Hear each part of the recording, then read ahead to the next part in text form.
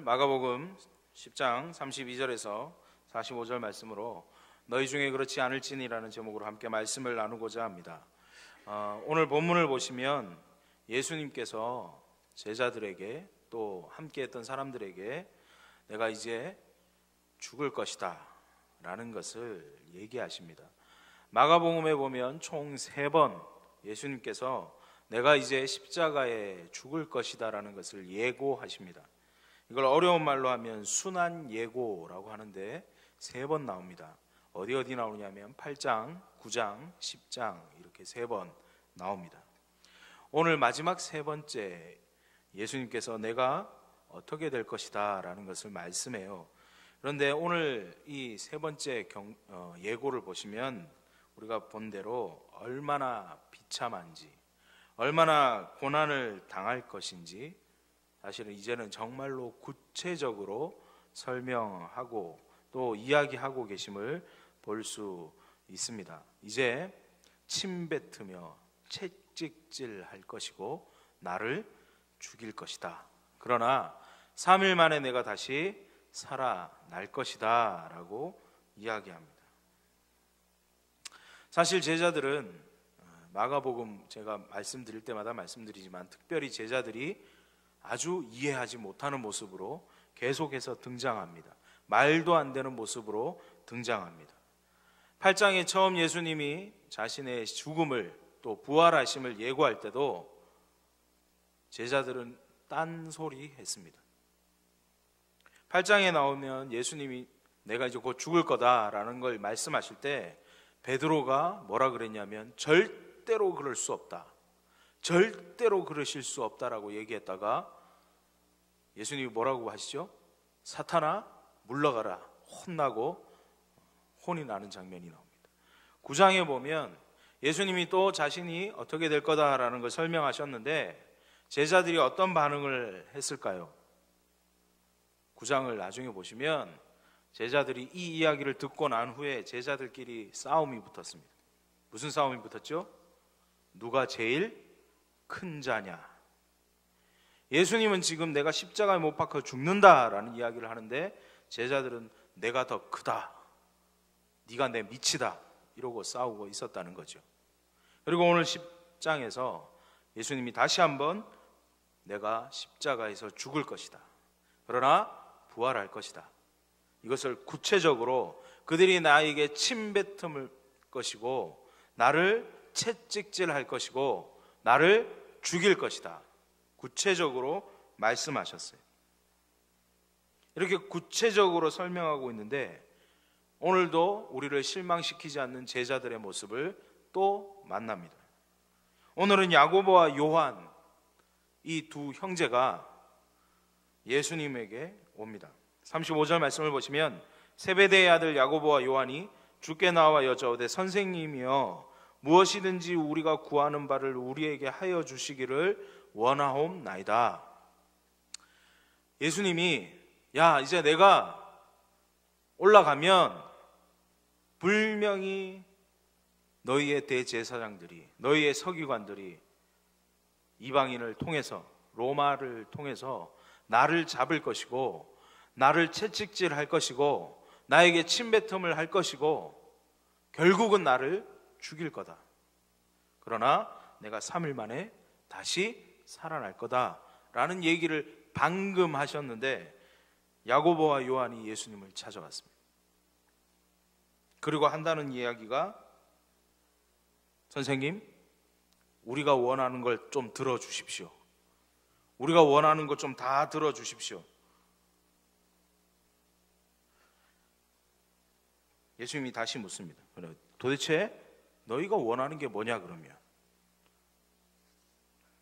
그들이 뭐라고 대답하죠? 37절 말씀에 여짜오되 주의 영광 중에서 우리를 하나는 주의 우편에 하나는 좌편에 앉게 하여 주옵소서. 이게 무슨 이야기죠? 예수님이 왕이시니까 한 명은 넘버 2, 한 명은 넘버 3 우리 형제들 좀 앉혀주십시오. 같은 이야기 마태복음 20장에 보면 엄마까지 와서 같이 했다. 3명이 예수님 찾아와서 이야기했다라는 이야기까지 있습니다. 야고보와 요한은 예수님이 이제 예루살렘에 가실 것이고 우리가 소원하고 소망하듯이 왕이 되실 것이다. 그러기에 빨리 가장 좋은 자리, 가장 권력의 자리 청탁해야 한다. 예수님께서 고난을 이야기하셨고 예수님이 죽임당하실 것을 말씀하셨는데 그들의 귀에는 고난도 죽임도 들어오지 않습니다. 그들은 대충 들었어요. 뭐만 들었을까요? 영광만 들었어요. 고난이 있은 후에 영광이 있을 것이다 라는 말씀 중에 고난은 빼고 영광만 들었어요. 내가 이제 예루살렘에 올라가서 고난받고 죽고 3일 만에 다시 살아나서 영광 받을 것이다, 영광만 들었어요. 그러니 급한 거예요. 지금 예수님이 예루살렘 가면 왕이 되신다. 그러니 빨리 우리가 좋은 자리 맡아야 되고. 예수님이 이런 제자들을 보며 어떤 마음이 드셨을까요? 뭐 이런 것들이 다 있지? 예수님이요 38절과 39절에 이렇게 말씀하십니다. 예수께서 이르시되 너희는 너희가 구하는 것을 알지 못하는도다. 내가 마시는 잔을 너희가 마실 수 있으며 내가 받는 세례를 너희가 받을 수 있느냐? 지금 예수님이요 욕도 안 하시고 혼도 안 내십니다. 지금 너희가 하고자 하는 이야기가 잘못됐다. 니들이 지금 이해하는 것이 잘못된 거다. 너희가 무슨 이야기 하는지 알겠는데 그게 아니다. 너희가 내가 받는 잔을 받을 수 있느냐? 너희가 내가 받는 세례를 받을 수 있느냐? 다시 한번 물으셨어요. 39절에 예수님 말이 끝나기도 전에 이 두 명이요 급하게 대답하는 것 같아요. 그들이 말하되 할 수 있나이다. 예수께서 이르시되 너희는 내 마시는 잔을 마시며 내가 받는 세례를 받으려니와. 지금 이들은요 아주 오해하고 있는 거거든요.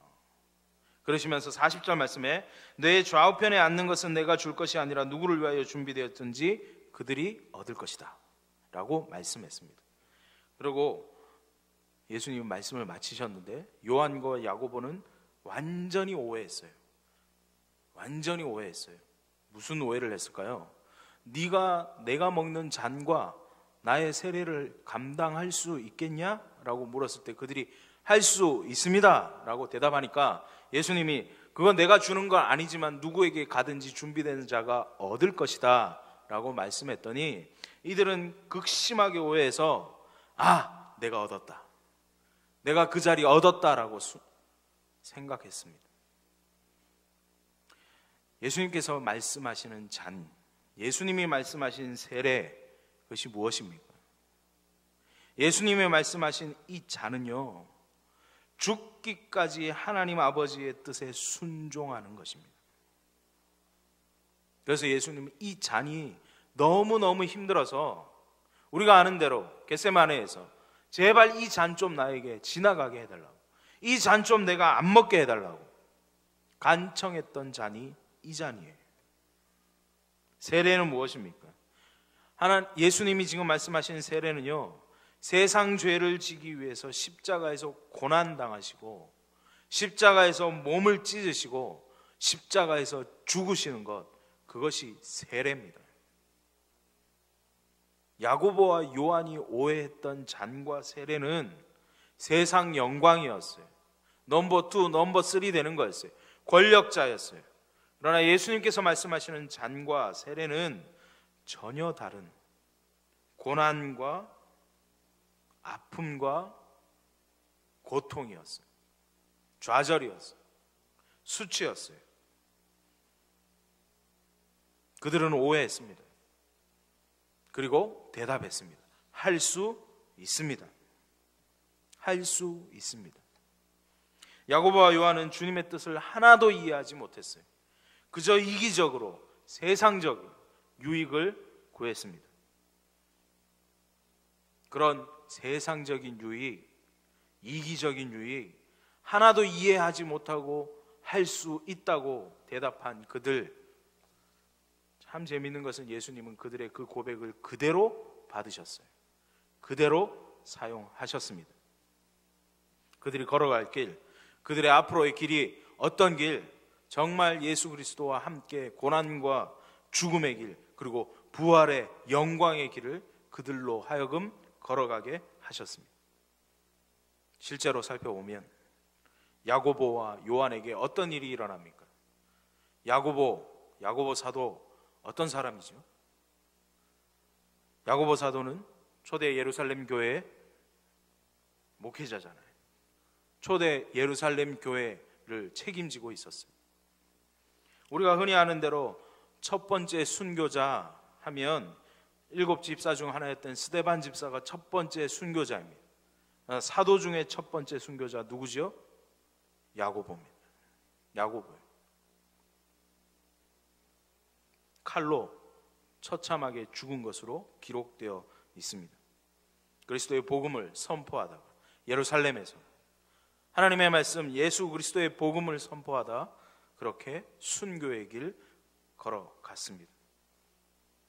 야고보는 그리스도의 길, 고난과 죽음의 길을 따라가게 됩니다. 그가 할 수 있다 고백한 대로. 요한은 어떻습니까? 요한은 순교하지 않습니다. 왜냐하면 예수님이 요한에게 어머니를 부탁했거든요. 그래서 순교하지는 않습니다. 그러나 우리가 아는 대로 요한은 요한복음, 요한 1서, 요한 2서, 요한 3서, 그리고 아는 대로 요한 계시록 기록했습니다. 고난과 박해 가운데 있었지만 하나님의 말씀, 예수 그리스도의 말씀을 붙들고 붙잡고 그것을 선포하며 전하는 일, 믿음으로 살아가는 일, 믿음으로 신실한 제자로 끝까지 남아 있었다. 오늘 야고보와 요한은 무엇이 잔인지 무엇이 세례인지 알지 못했지만, 장차 어떤 일들이 그들에게 있을지 알지 못했지만, 잘못 구했지만 하나님께서는 그들의 그 잘못 구함도 사용하셨습니다. 오늘 하고자 하는 이야기가 이건 아니에요. 이렇게 요한과 야고보가 뭔가를 얻은 것 같아요. 그리고 나서 이야기입니다. 오늘 41절 말씀을 보시면 두 제자가 지금 딴짓한 거예요. 예수님이 곧 죽는다, 고난과 고통이 있다, 십자가를 진다, 내가 죽을 거다, 3일 만에 그래도 부활할 거다라는 얘기를 했는데 둘이 찾아가서 딴짓한 겁니다. 예수님 죽는다라는 얘기를 하는데 자기들은 좋은 자리 좀 주십시오라고 이야기한 거예요. 2명이 그럴 수 있어요. 12명 중에 2명은 좀 딴짓하고 말귀를 못 알아먹을 수 있어요. 다른 제자들은 다 어떻습니까? 다른 제자들의 반응, 41절 말씀을 보시면 다른 제자들은 어떻게 반응하죠? 10제자가 듣고 야고보와 요한에 대하여 화를 내거늘. 여기까지도 괜찮아요. 왜 괜찮죠? 딴짓해서 화낼 수 있잖아요. 그런데 아니죠. 12명이 다 똑같은 마음이에요. 지금 2명이 못 알아듣고 딴짓한 게 아니라 12명이 다 그 마음이에요. 그 마음. 자기 동료였던 야고보와 요한이 선수쳤어요. 내가 먼저 가서 얘기했어야 되는데 야고보와 요한이 먼저 가서 해버렸어요. 그래서 화가 났어요. 그런데 이 12제자 중에 12명 제자들이 다 소심해요. 왜 그런 줄 아세요? 41절에 보면 10제자가 듣고 야고보와 요한에 대하여 요한에게 화를 냈거늘이 아니고 대하여예요. 대하여, 이게 무슨 뜻이죠? 앞에서는 못하고 뒤에 가서 얘기했다는 거예요. 직접 보고는 화도 못 내고 아무것도 못하고 속으로 꿍꿍꿍꿍, 저거 내가 했어야 되는데 저놈들이 먼저 했다 이러면서 서로 욕했다라는 겁니다. 10명의 제자, 아니 12명의 제자 전원이 다 예수님의 말씀에 오해하고 있습니다. 처음에는 2명, 요한, 야고보만 오해했는 줄 알았더니 나중에 뒤에 보니까 나머지 10명도 똑같았다는 거예요. 예수님이 고난을 이야기하셨고 십자가를 이야기하셨고 죽음을 이야기하셨는데 그들은 그거 하나도 못 듣습니다. 하나도 못 깨닫습니다.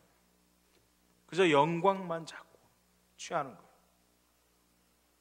예수님이 예루살렘 올라가면 왕이 되신다. 왕. 그 생각만 가득한 겁니다. 그래서 예수님이 그들에게 오늘 설명해 주십니다. 너희 중에 그러지 않을지. 너희들이 생각하는 리더십, 너희들이 생각하는 제자, 너희들이 생각하는 성공 잘못되었다. 그것을 일깨워 주시는 42절 말씀, 예수께서 불러다가 이르시되 이방인의 집권자들이 그들의 임의로 주관하고 그 고관들이 그들에게 권세를 부리는 줄 너희가 알거니와. 이게 니들이 이야기하는 성공자의 모습이다. 이게 니들이 얘기하는 권력자들의 모습이다. 이게 너희가 원하는 리더십의 모습이다. 지금 42절에 표현되고 있는 것들이 이때 당시 지도자들의 모습입니다. 민족들을 다스린다는 지도자들, 민족들을 다스리는 왕들, 고관 대작들, 높은 사람들, 백성을 마구 눌러서 세도를 부리고 자기 세력을 과시하고 지배하고 찍어 누르는 리더십, 그게 세상의 리더십이에요. 위에서 군림하려는, 위에서 찍어 누르는 리더십, 그렇게 함으로 자기를 높이는 리더십, 어떻게든 높은 곳으로 가려는, 어떻게든 저 위로 가려는 것이 세상의 리더십입니다. 올라가기 위해서 짓밟아야 돼요. 올라가기 위해서는 남을 끌어내려야 돼요. 제거하고 올라가야 돼요. 이것이 세상이 이야기하는 리더십입니다. 예수님께서 그들에 대해서 이야기하는 거예요. 고대 근동 당시의 리더십들, 왕들이 취했던 리더십이 이것이었습니다. 높은 곳으로 올라가면 어떻게 하죠? 더 높아지기 위해서 이제 결국은 마지막으로 쓰는 것이 무엇입니까? 자기를 신격화해요. 내가 신이다 라고 해요. 자기를 섬기게 만들어요. 로마, 그리스도 다 그렇게 통치했습니다. 잔인하게, 강압적으로. 그러지 않으면 자기에게 복종하지 않으니까, 딴 생각하니까, 딴 생각하지 못하도록 가차없이. 그것이 세상의 리더십이었고 그것이 세상의 왕들의 모습이었습니다. 제자들도 그 생각으로 가득 차 있어요. 제자들의 가치도 그 가치였어요. 예수님께서 그 제자들을 부르셨어요. 예수님께서 그들에게 다시 일러주시는 거예요. 하늘의 리더십, 하나님의 리더십, 예수 그리스도의 리더십, 세상을 진짜 변화시키는 리더십, 예수님이 보이시는 리더십은 그것이 아니다라는 거예요. 그래서 43절, 44절 말씀을 하십니다. 너희 중에는 그러지 않을지니. 세상이 다 그런다 해도 너희는 그러면 안 된다는 거예요. 너희 중에 누구든지 크고자 하는 자는 너희를 섬기는 자가 되고, 너희 중에 누구든지 으뜸이 되고자 하는 자는 모든 사람의 종이 되어야 하리라. 요한과 야고보뿐만 아니라 나머지 10명의 제자들, 세상의 리더십, 세상의 성공을 원했습니다. 좀 더 높은 곳에 가고 싶었어요. 내 밑에 수많은 사람들을 거느리고 압제하면서 나도 왕처럼, 세상 왕처럼 좀 떵떵거리면서 이 땅에서 군림하고 싶었어요. 많은 사람들 다스리고 싶었어요. 내 위에 아무도 없이 내가 가장 위에서 그들을 부리고 싶었어요. 그런데 예수님이 그들에게 무엇을 말씀하십니까? 너희 세상 리더들이 다 그렇지만, 네가 살아가는 세상이 다 그렇지만 너희는 그러면 안 된다. 너희는 진짜 리더는 그게 아니다. 진짜 왕은 그런 모습이 아니다라는 거예요. 세상의 리더십은요, 얼마나 많은 사람이 내 밑에 있는가, 그것이 평가 기준입니다. 나를 섬겨주는 자가 얼마나 많은가, 나를 위해 존재하는 인간들이 얼마나 많은가, 그것이 자기의 리더십이에요. 흔히 말하는 삼각형의 리더십. 수많은 사람들이 밑에 있고 자기 정점을 위에서 찍는 맨 꼭대기의 리더가 있어요. 밑에는 자기들을 섬기는 사람들, 자기 말에 따르는 사람들이 가득해요. 다들 밑에서 한 사람만을 섬기며 올라가는 거예요. 그런데 예수님이 말씀하시는 리더십은 완전히 반대된 리더십이죠. 역삼각형 리더십입니다. 예수님이 말씀하는 리더십이 뭐예요? 리더가 제일 밑에 있어요. 제일 밑에 있어요. 그리고 제일 위에는 누가 있어요? 나를 섬겨주는 자가 아니라 내가 섬길 자들이 위에 있어요.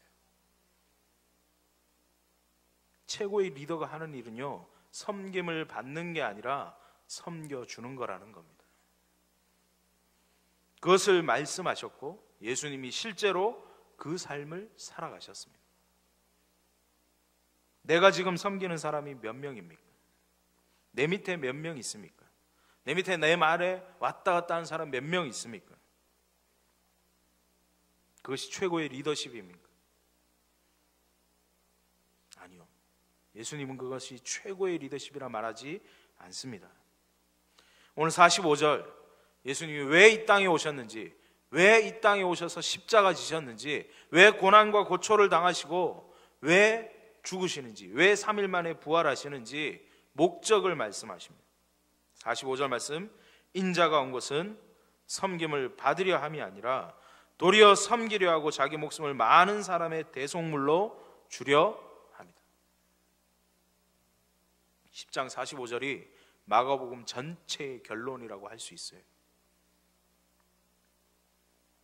1장 무슨 말씀했습니까? 마가복음에서 이 땅에 오신 예수님에 대해서 1장에서 얘기해요. 2장부터 13장까지는요 예수님이 어떻게 우리를 섬겨 오셨는지, 예수님의 리더십이 어떻게 드러났는지 지금까지 이야기합니다. 그리고 14장부터 16장까지 예수님이 오신 목적이 이루어지는 것을 이야기해요. 대속물로 오신 그 예수님의 목적대로 모든 사람의 대속물이 되신 예수님에 대해서 이야기합니다. 예수님의 삶이 어떤 삶입니까? 섬김의 연속, 계속되는 섬김의 삶이었어요. 자신의 죽음도 모든 다른 사람들을 위한 것이었어요. 우리를 살리기 위해서 죽으셨습니다. 예수님은 우리의 모두의 죄를 대신해서 대속물로 돌아가셨다는 것입니다. 자신의 생명을 내어주셨어요. 그리고 그 어려운 상황 가운데서 땀을 피같이 흘리시면서도 끝까지 마다하고 싶었던 이 자리를 죽기까지 섬기셨습니다. 그리고 예수님은 말씀하십니다. 그것이 리더십이다. 이것이 최고의 리더십이다. 이것이 하나님의 리더십이다. 이것이 나의 리더십이다. 그러기에 너희는 섬기는 리더십으로 나아가야 한다. 너희 중에는 그러지 않을지니. 너희 중에는 세상의 리더십이 아닌 바로 예수 그리스도의 리더십, 섬김의 리더십으로 나아가야 한다. 우리는 어떻습니까? 우리는 무엇을 추구하며 살아가고 있습니까? 나도 한번 올라가 보자. 나도 한번 섬김 받아보자. 나도 한번 권세 누려보자. 오늘 야고보와 요한처럼 예수님, 저는 그런 기도 많이 했습니다. 고백하자면 예수님, 저도 한번 좌편이나 우편에 한번 앉혀주십시오.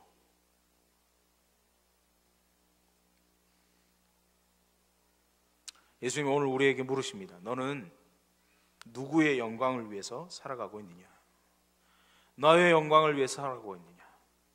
하나님의 영광을 위해서 살아가고 있느냐? 아니면 너의 영광을 위해서 살아가고 있느냐? 하나님이, 예수님이 우리가 성공하지 않기를 바란다는 게 아닙니다.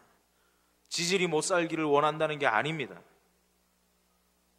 하나님이 원하시는 것은 세상의 성공에서 그치는 것이 아니라, 세상에서 성공하고 끝나는 것이 아니라 더 나아가기를 원하신다는 거예요. 왜 성공하기를 원하십니까? 왜 잘 되기를 원하십니까? 내가 영광 부리려고? 내가 한번 떵떵거려 보려고? 아니요. 그 성공으로 모든 사람을 섬기기 위해서, 그것으로 하나님의 영광을 드러내기 위해서 우리가 거기까지 나가기를 원하고 계십니다. 예수님은 먼저 섬기셨어요. 고난을 당하면서 섬기셨어요. 죽을 때까지 섬기셨어요. 그리고 부활하셨어요. 그리고 승천하셨어요. 그리고 영광을 얻으셨어요. 그러므로 하늘의 영광을 바라본다면 먼저 섬기기를 소원합니다. 먼저 희생하기를 소원합니다. 고난이 와도, 고통이 와도, 아픔이 와도, 힘들어도 섬기기를 소원합니다. 왜냐하면 그 고난 후에 영광이 있기 때문입니다. 그 고난 후에, 그 어려움 후에, 그 아픔 후에 섬기는 자, 희생한 자 영광이 주어지기 때문입니다. 우리 모두가 이 영광 가운데 거하는 한 사람 한 사람 되기를 축원합니다. 기도하겠습니다. 하나님 아버지, 우리는 무엇을 구하며 살아갑니까? 누구의 영광을 위해 살아갑니까? 우리는 어떤 리더십을 바라며 살아가고 있습니까? 먼저 섬겨주셨던, 고난당하며 섬기셨던, 죽을 때까지 죽으심 앞에서도 섬김으로 나아갔던 그 예수 그리스도의 놀라운 이 섬김의 리더십, 우리가 온전히 바라볼 수 있도록 인도하여 주시옵소서. 우리를 섬기려고 목숨까지 내어주신 그 예수 그리스도 온전히 바라보며 우리도 섬김으로 나아가는 한 사람 한 사람 될 수 있도록 인도하여 주시옵소서. 모든 말씀 예수 그리스도 이름으로 기도드립니다.